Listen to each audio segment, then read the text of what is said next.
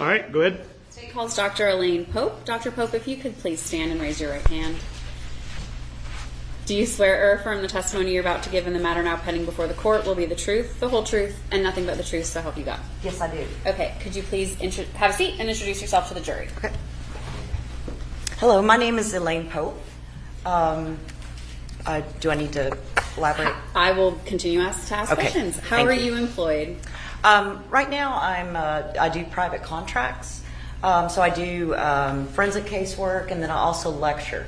I lecture to fire investigators, law enforcement, crime scene investigators. So that's kind of what I do now. What do you lecture them on? Fatal fire investigation. What is your education background, and then kind of move forward from there through your professional background? Sure. So I got my bachelor's degree at the University of Tennessee in anthropology as well as in art. And then I got my master's degree at the University of Arkansas in Fayetteville. And then I went on to get my PhD at the University of Arkansas in Fayetteville. And my dissertation was titled The Effects of Fire on Human Remains, Characteristics of Taphonomy and Trauma. So is it fair to say you had a specialty within forensic anthropology? Yes. What would that be? What focus would that be on? Mostly burn bone, but also how the human body burns during different types of fire events. And have you performed experiments on cadavers with fire? Yes, so my research that I've been doing since 2000, four, for several years. Basically, I test on human cadavers. So we put them in structures, in vehicles, in outdoor scene conditions, and this is for law enforcement training. So we're able to show them how the body burns in those different environments, as well as outdoors, confined space and others. And so we document time, temperature, photography, sometimes video, so we can see all the stages from start all the way to finish when the fire is put out, which could be minutes, it could be an hour, 2 hours. It just kind of depends. So we kind of test all the different ranges and figure out how the human body burns in those different types of fire environments. What would be the number of bodies that you've burned throughout the years? I'm up to about 270. It's part of a training course that we do each summer out in California, and we do it's a law enforcement training course for about 65 investigators from all over the country. We get people international as well, and we average about 15 to 17 bodies a year that we do fire investigation training on. When you do these experiments, are you paying attention to not only the body itself, but the environmental factors? Absolutely. The two have a relationship in terms of, say, for example, like a vehicle. It's going to hold heat inside that tiny container as opposed to an outdoor fire. It's going to be more, you're going to have, more airflow. So it's going to be a little bit different per each type of scenario, or each type of fire environment leaves different types of fire damage on the human body. Do you, during these experiments, do some with and some without accelerants? Yes, so we test both with and without accelerants. This includes directly on the clothing of the body, as well as, say, for example, in a bedroom. So we also use ignitable liquids there. But we've done several studies on the body, specifically just with ignitable liquids, and then adding other variables like wood, clothing, no clothing, and those will all kind of change the outcome and how the body tissues of the body burn. Have you testified as an expert in trials before? Yes, I have. About how many times? Let's see.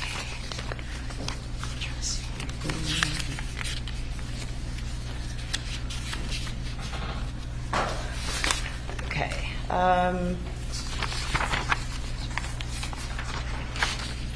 So I'm up to 17 different trials, both for the prosecution and the defense. Okay. And were you asked by the DA's office back in 2019 to consult on this case with Gary Wayne Farris? Yes, Okay. I was asked to evaluate the case, yes. And you accepted that role? Yes. And so before we get started, I just want to ask you, are you being compensated for this the work Yes. and the testimony? Yes. Okay. By the DA's office? Oh, yes. At this time, the state would move to admit Dr. Pope as an expert in forensic anthropology. As to that, limited qualification, I have no objection. To admit it. Thank you. Okay, when you were asked to do an analysis in this case, were you provided resources to refer to for your analysis? Yes, absolutely. What were you provided? I was provided with images from Purcell Lane. These are the files or the documents that I received. So images from Purcell Lane and Crime Lab, GBI DOFS, the coroner report, the fire EMS report, the GBI DOFS anthropology report, the GBI DOFS arson analysis, and the GBI DOFS autopsy report. And did you, after reviewing all of those documentations, come up with your analysis and opinion as to certain factors of the fire that caused Gary Wayne Farris to become remains at that point? Yes, yes. I looked at the photographs as well as all the law enforcement documents, autopsy report, other reports for that. Before we get into the details of this case, can you explain to the jury generally, if you could, how a body will burn, the process of that once it is, I guess, for lack of a better term, set on fire? Yes. So the body is layered in tissues. It's got skin. It's got, underneath that is going to be subcutaneous fat. Underneath that is going to be muscle. And then you have organs. And then my specialty is the bones inside. And so each different tissue burns differently. The skin is really thin. So when it's exposed to heat, it'll start to shrink and pull apart into little skin splits. And this exposes the next layer of tissue, which is going to be subcutaneous fat. Now, subcutaneous fat burns as a fuel source. It is a lipid material, and it turns into basically grease. And it'll fuel the fire, especially if it's absorbed into wood, clothing, anything that will retain that. And so that is a major contributing factor in this case, as well as my experiments in terms of after setting the fire, the body can actually burn on its own rendered fat, liquefied fat, for several hours, just as the main fuel source, even after ignitable liquids have been expended. I want to walk through your report here. Did you have a recorded temperature at the time of the discovery of the body? It was mentioned at about 100 and 230 degrees Fahrenheit. Was that helpful for you to start your analysis of possibly the time that that Mr. Farris had been on the burn pile? Yes, so that the fact that there was still heat and temperature there just lets me know that it was a more recent event, in that the fire was able to go out on its own, but it was still warm. If it had been cold, that could extend the time period. But in this case, the coals were recorded at a low temperature, so that kind of lets me know that it's a more recent event, under 24 hours, as opposed to later on. And had those temperatures been lower, or like cold or ambient, that would have done what with the time frame? It would just expand it potentially. It basically just the warm coals just kind of put it at a lower or a shorter time frame. And does the fuel sources surrounding the body or under the body or over the body also depend on how long that may have been burning? Yes, absolutely. So the more fuels in the fire, the longer it's going to burn. If there was just a few little, pieces of wood, it wouldn't burn quite as long. But in this case, there were pieces of wood at the crime scene. And so that kind of gives me an idea of the potential fuels that were there, not the exact amount. But with the wood being there, that's going to absorb the fat, and that's going to keep the fire going and fuel the fire for a long period of time, over several hours. And in this case, when you mention fuel, wood is a fuel. Yes, you sorry. You categorize wood as fuel. Or Yes, wood is twigs, fuel. leaves, brush, whatever's under the fire or Yes. over the fire. Okay.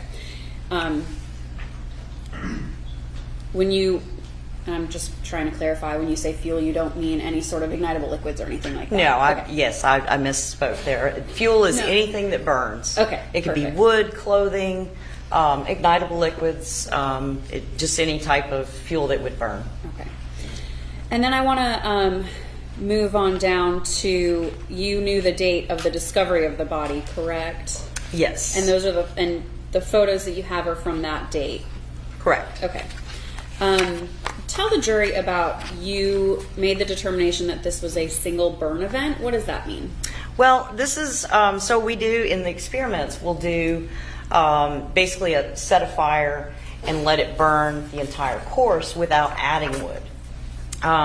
So with that, basically the bones are more intact, you can tell where the head is, where the foot is, as opposed to if they were refueling, stoking, stirring, crushing, we would find little tiny pieces, and it would be, basically very different. So, in other words, the body would not be in anatomical order. Yes, it would be kind of stirred up, but in this case, there was intact long bones, the skull, and so that doesn't indicate to me that there was additional activity after the initial fire. You also determined the position of the body. Can you tell the jury about how you determined that? Yes, so this is looking at the photographs. I was not actually at the crime scene. But based on the photographs, we see his leg. There's a long leg bone, the upper thigh bone called the femur. On the back of it, there's a ridge where all your big muscles attach. And so in the photograph, we see that ridge on top, which basically means that he was face down. As well as the face was really well protected, as opposed to the back of the skull was more extensively burned. So that tells me kind of the relative position that the body was in, with those two, the femur as well as the condition of the skull. When you say that the face was preserved and it was face down, does that have to do with access to oxygen and airflow? How do you know that the preservation of the face means that he was face down? It could be to where he kind of settled into fire debris where it was protecting the face. It's not suggestive that anything's wrapped around the face or anything like that. It just basically lets me know that that was the surface that was down. And again, fire debris can protect around the face as the wood burns down.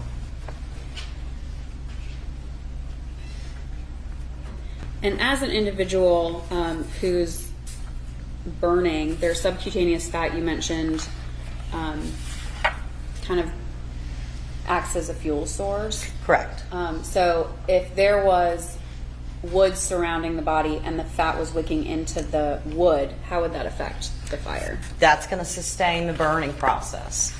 Say, for example, if the body was burned on a cement pad or a parking lot, it would burn very differently than, in this case, we have wood, we have vegetation, potentially other materials, and so that absorbs the rendered fat, which is basically the liquefied fat, and it's called the wick effect. So it's kind of like an oil lamp, where the fire will continue to burn as long as it's fueled by the oil.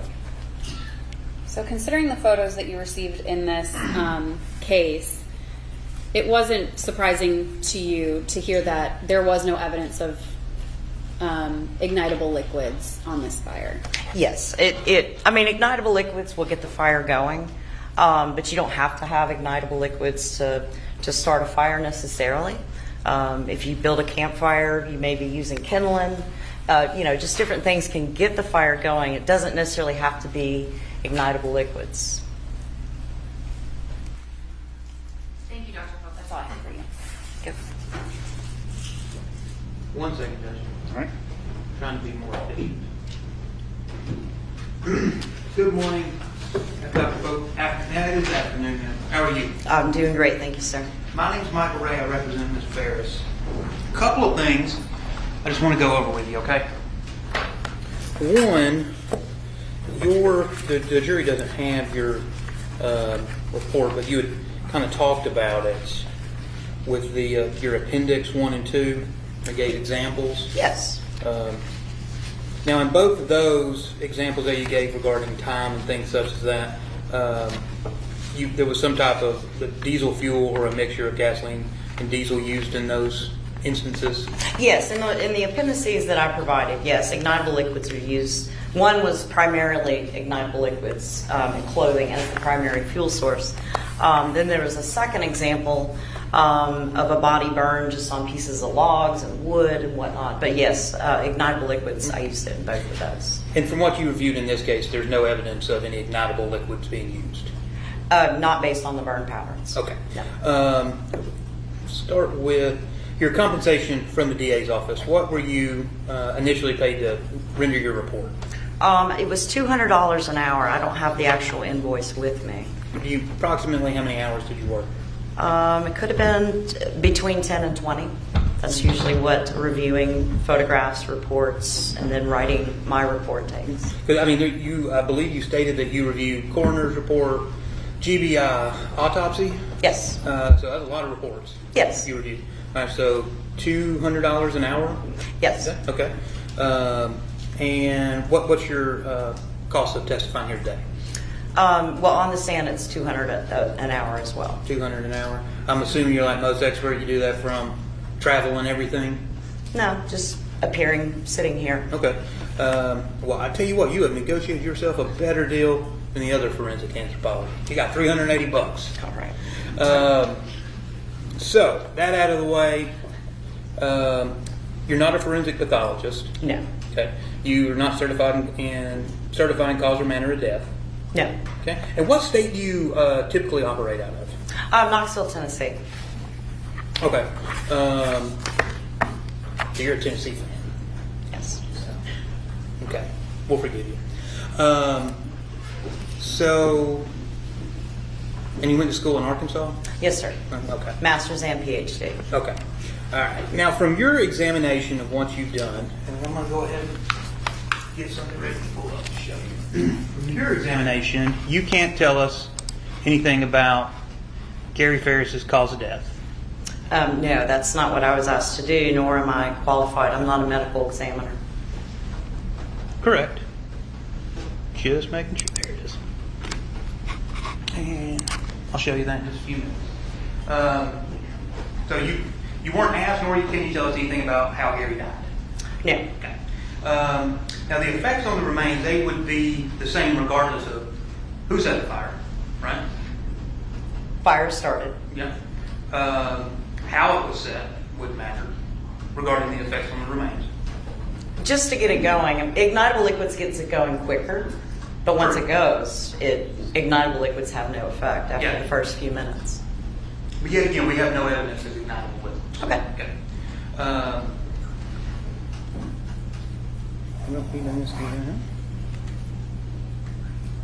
Now, all of those reports that you were talking about, you reviewed, did any of them contain any witness statements? One was talking about the readings of the CPAP machine. Most of them I was just looking at the evidence. So essentially the photographs? Photographs and reports. And the reports from the state examiner? Autopsy, yes. Things such as that, okay. So none of the actual witnesses or anything like that, you didn't listen to any of their interviews? Their interviews? Yeah. Or well, let me ask it two ways. Did you listen to anybody's interview? Let's say Melody Farris's interview. No. Okay. I'm just making sure. But sometimes it references in those reports you were reading, here's what so-and-so said. Yes, correct. I really don't pay much attention to the witness statements. Because that's not what you're there to do. Well, I'm there to look at the evidence, so I take witness statements with a grain of salt. And you received all of those reports, I'm assuming, from the DA's office. Yes. Okay. Now, you had started talking about with Ms. Frankish regarding the human body burning about subcutaneous fat, correct? Yes. All right. Subcutaneous fat can essentially become its own fuel source. Correct. All right. So you can presume that a body of someone who has a lot of subcutaneous fat will, in fact, burn hotter. No. Not necessarily hotter. Will they burn up quicker? No, not necessarily. I mean, it's more fuel, but it's not going to speed up the process. Well, if it's more fuel, do I have more heat? That's more of a fire investigator question because I'm not qualified to tell, exact heat ranges. Okay. Well, you put in your report a heat range, and I think it goes up to somewhere around 1,500 degrees. Yes, and that was just based on average temperatures of larger fires. Okay, so nothing to actually do with this case. Just No. similar fires. that you Well, see. the similar fires, similar reconstruction or experiments that I've done have been kind of in that temperature range. Okay. Because you already testified here, and we've heard it previously, that the fire when law enforcement arrived at the hottest portion that they recorded was 230 degrees. Correct? You said that. Correct. Okay. All right. Now, I was just curious about this over lunch. Is there like a scientific determination of a temperature range for it still to be? Because we kind of use the term loosely. There is a fire, right? All right. Is there a scientific determination of how hot it has to be a fire, or is it just actual? There's physical, visible flames. The output of heat. The output of heat is a fire. So it's fair to say that at 230 degrees we still got a fire because it's still outputting heat. I mean, it could be a smoldering fire. I base it on the fact that there's flames or not flames. Okay, kind of like anybody else would, probably. Yes. So if it's 230 degrees in the photographs you saw, would you consider that to be more of a smoldering fire? Possibly, only because it was reported that it was still warm. Still warm. And you state in your report, you don't have an exact timeline, but you state somewhere less than 24 hours. Yes. Okay. So if law enforcement is recording the fire around, let's say 1 p.m., right? Less than 24 hours would be the next day at 1 p.m., or that would be exactly 24 hours. Okay. Okay. Is that right?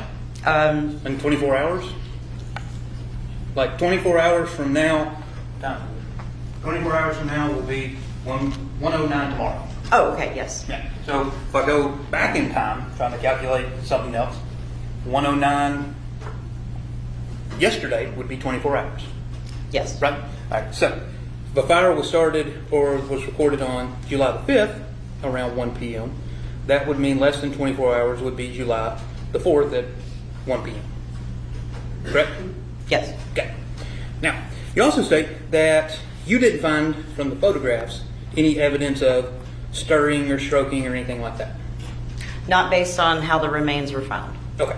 Now, that's what I want to show. Did you review Dr. Gooding's documentation? She did the anthropological report. Yes. Okay. She also attached with that a a chart. And it's been admitted into evidence Gooding 1. Can you see that on your screen? Yes. Did you review that chart? No. Well, you were provided her report, correct? Yes. Okay. Now, what it says, and I was talking to her about this yesterday, and she didn't know. But you can see up here where it says cranium, right? Correct. Okay. And then you've got the pelvis. And that's kind of the center of the body, right? Yes. Okay. And then you've got the femurs, I learned. Those are the leg bones. Correct. Okay. Now, you also agree with me that ribs are above the pelvis. Yes. Okay. And we've got a rib found way down here, below the legs and everything else. Okay? Wouldn't that be evidence of some type of tending to or something? It could be disturbance from animals or nearby. It's that one rib is not going to tell me that the body was stirred up. Okay. What if I told you that there was also another rib with a bullet in it found somewhere up in this area where the hand is? Okay. Okay, so you got two ribs or two pieces of ribs or parts of ribs in two different locations. So you're saying that could be evidence of animals? It could be. Okay. Couldn't it also be evidence of stirring? Not with all the other bones found. I mean, you have the leg bones where they're supposed to be, you have the skull where it's supposed to be, and also it was kind of a shallow berm, so that you have to account for stuff potentially, rolling down as opposed to a flat surface. Okay. Now, the body laying, you stated that, in your opinion, that the body was laying face down. Yes, based on the photograph showing the back of the leg lying face up, and the face being very well protected and less burned than the backside. Okay. Now, for the fact that the body is face down, you can't tell this jury whether or not Gary Farris fell into the fire or was placed into the fire. Yeah. Okay. You also have no opinion as to cause of death. I'm not qualified to make cause of death, nor was this asked of me. I understand. I don't blame you. You're fine. Give me just 1 second, okay? One thing too, you may have read it in some of the reports that you reviewed and did not. There was an eyewitness, in this case, that previously had testified that he observed flames from the burn pile on July the 3rd, later in the day. July 3rd. Get my notes real quick. Would knowing that information change your opinion about your report? I mean, there's possible they could have started, had another fire earlier. I'm not sure. Okay, but it's still your opinion that this fire was less than 24 hours old? Yes, simply because it was still warm. If it had been cold, then we could extend the time frame. Okay, all right. No further questions? All right, redirect. I have no redirect. Judge. All right, thank you, ma'am. You can be excused. Thank you very much. All right, call your next witness. Bobby Simmons.